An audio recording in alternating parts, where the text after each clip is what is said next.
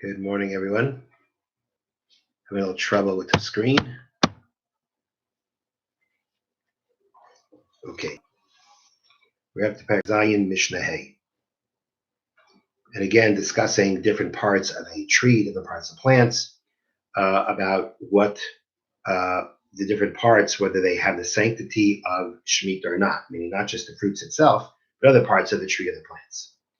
So now the Mishnah discusses like this: Lulavei, Zeradin, Vecharuvin. Lulavei is translated as the shoots. The shoots of Zeradin, which the art scroll translates Zeradin as a service tree. Okay, Vecharuvin are carobs. The shoots of these trees, Yesh Lahen Shvius, they have the sanctity of Shemitah itself, these shoots. They're edible. The Demei and Shvius. And they have, and if you exchange, if you buy them, the money you give for them also gets the sanctity of Shemitah and can only be used in the way that the fruit itself of Shemitah can be used. You can't ruin it. You have to use it. You have to use it for achila, for eating, or things similar to that. And then it says yesh lehen beer. These shoots also have beer. Beer is, again, when it's no more available for the animals in the field to forage from. You cannot feed them to your animals anymore when you have stored up. And these shoots have beer. Beer applies to them. That's because when the shoots remain out in the field, eventually they wither away and aren't available for the animals. Therefore, the ones that you already gathered into your house to feed to your animals, you got to now take it out of your house and render them ownerless. With the mayan beer. And the money also, the money that you give for these shoots, also they have beer. If the fruit itself has the mitzvah beer, the money that you gave for it also has the mitzvah beer. Okay, so that's the Mishnah is telling us. The Mishnah is telling us that these shoots of these types of trees are considered edible. They have the sanctity of Shemitah. And they also have beer because if you leave them out in the field, they're going to wither. They won't be available for the animals, and therefore the mitzvah beer applies to them. Now, just for the sake of translating what this service tree is exactly, this is based on the Bar Tanura, and the Yad Avram reads, the translation is based on Rav, who follows Rush and Rash, explaining Zeradin be a particular species of tree known as Zardaza. That the Bar Tanura says. This Zeradin produce a fruit, Zardaza is a particular tree. Zeradim is a tree that's known as Zardaza. This species is mentioned in the Gemara, Ksubis, and explained by Rashi there to be the tree which bears the fruit Uzradin. Okay, the Zardaza, which is another name for the Zeradin, produce a fruit called Uzradin.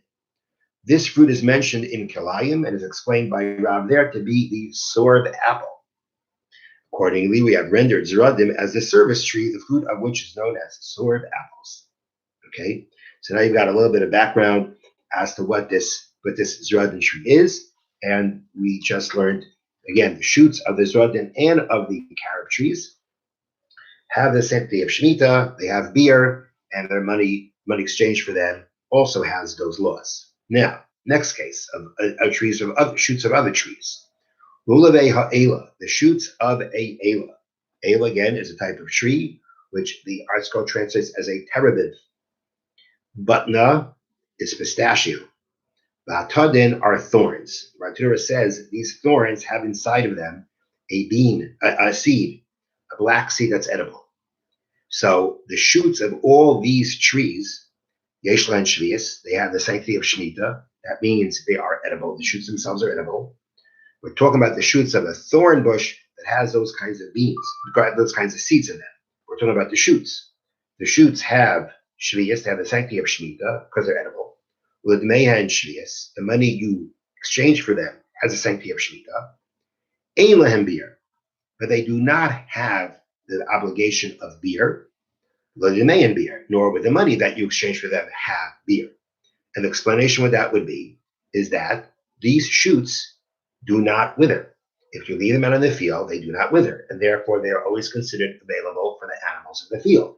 If they are always available for the animals in the field, then even that which you have so therefore that which you have collected into your house to feed your animals, there's no obligation for beer.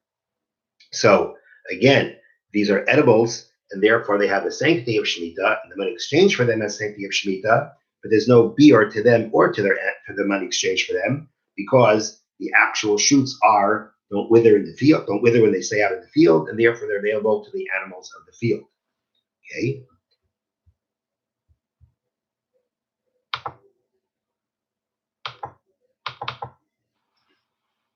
Just trying to get a window that's popped up here.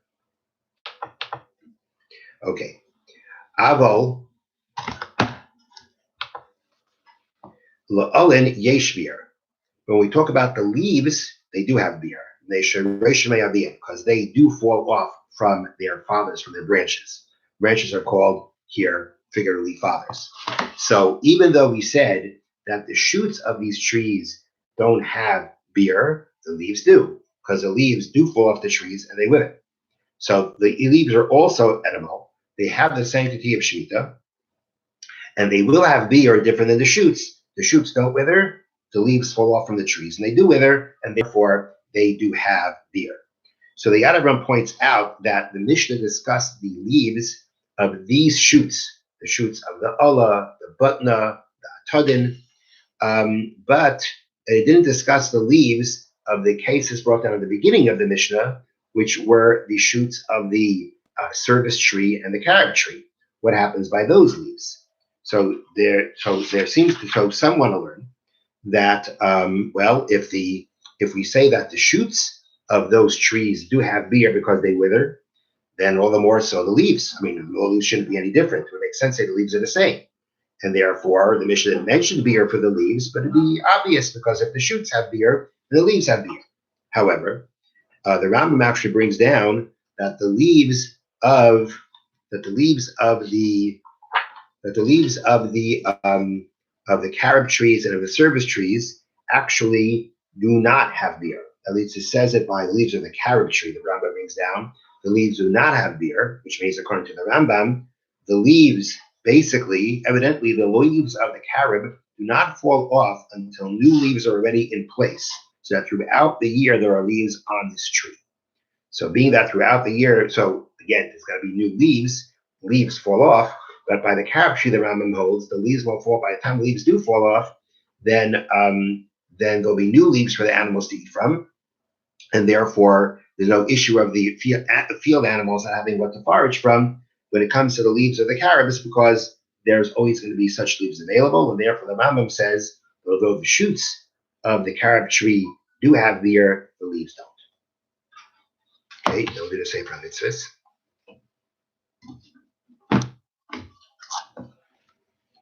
Mitzvah Ayin Beis, Mitzvah 72. Mitzvah Saseh Loichiach Lachoite, passive commandment to rebuke a sinner.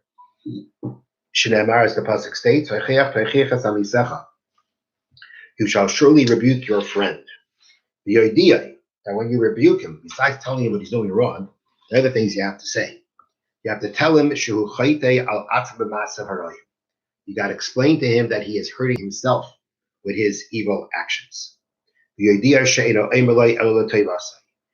to let him know that you're rebuking him for his good, to bring him to life in the world to come. You have to rebuke him until he listens, or until he hits you. And he says to him, so he gives you a zetz, and he says, I don't want to hear from you anymore. When it comes to that point, that is when you stop rebuking. There are from the early authorities who were lenient regarding this. And they say it's enough until he gets angry at you and says, I don't want to hear from you anymore. Even according to the first opinion that says it goes as far until he'll hit you. This is only talking about when he's transgrading a Torah prohibition. And when he has to evaluate that it'll actually help for the future. This constant rebuking will have some kind of effect. If you think it will have some kind of effect, then you go until he hits you.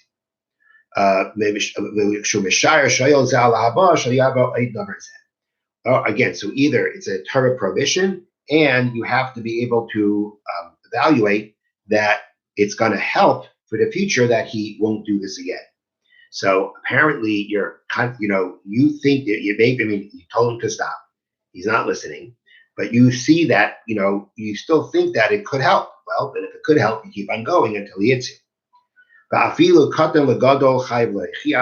Even if we're talking about a smaller person, a person of smaller stature, rebuke is someone of higher stature. If the rebuke is appropriate and done in the right way, he's obligated to do it. Any person who has the power to protest, to oppose someone doing something wrong that doesn't do so, he will fall victim to his sin. That means if you could have stopped him and you didn't, you will be held responsible for that sin too, not only him. Even though there is a mitzvah to rebuke him, you should not, embarrass him at first. You should not first embarrass him. Right? You should not shame him first. There should be no shaming involved. On the other hand, coming from the person receiving the rebuke, it's a mitzvah to accept rebuke, and to love the person who's rebuking you because he's trying to help you. The sages say, even if we're talking about a rabbinic prohibition, if a person is translating intentionally, you told him to stop and he's still doing it. The Talmud says you can call him a sinner. What exactly the ramifications of that, I don't know, but clearly not a good thing to be called. This applies in all places, at all times, both by men and by women. Have a great day. It says that the printer's out. No, I don't know what it means. I have a computer now.